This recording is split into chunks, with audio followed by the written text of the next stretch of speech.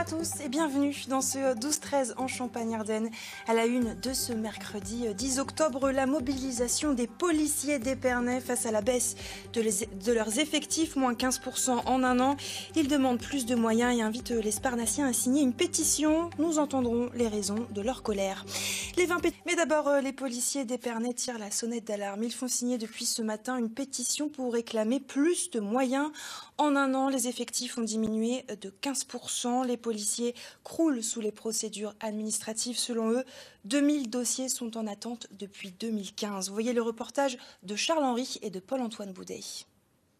C'est un petit stand discret ce matin dans le centre-ville d'Épernay. Quelques stylos offerts aux passants, mais surtout une pétition, la première en 10 ans. Quand on les appelle, ils mettent du temps même pour intervenir parce qu'ils sont en manque d'effectifs, quoi.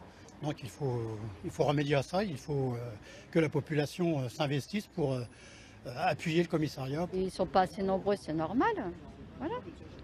Si on veut plus de sécurité, si on veut qu'ils soient présents quand il y a des problèmes, ben voilà, il faut qu'ils soient assez nombreux.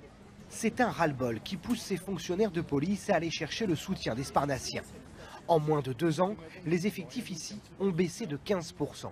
Il y a une très mauvaise gestion des ressources humaines par la direction des ressources et compétences de la police nationale et on n'anticipe pas les départs en retraite et les départs en mutation. Donc tous les départs ne sont pas intégralement remplacés. Dès qu'un policier s'en va, le temps de former un policier part en retraite, le temps de le former, il faut à peu près 14 mois à 2 ans pour pouvoir recruter un nouveau policier. Depuis 2017, 13 postes n'ont pas été remplacés. Moins de policiers sur le terrain, mais aussi au bureau où les dossiers s'accumulent. Plus de 2000 procédures sont encore en attente de traitement. Certaines datent même de 2015. Dans la procédure pénale, on peut considérer qu'environ 30 à 40% de la procédure pénale est consacrée à des tâches statistiques. Voilà, donc aujourd'hui, nous avons par exemple une procédure pour usage de stupéfiants. Ce qui pourrait paraître une procédure extrêmement simple. Aujourd'hui, on a comptabilisé qu'elle prenait environ 5 heures de traitement fonctionnaire. Les signatures seront remises au préfet de la Marne. Les syndicats de police espèrent des renforts avant la fin de l'année.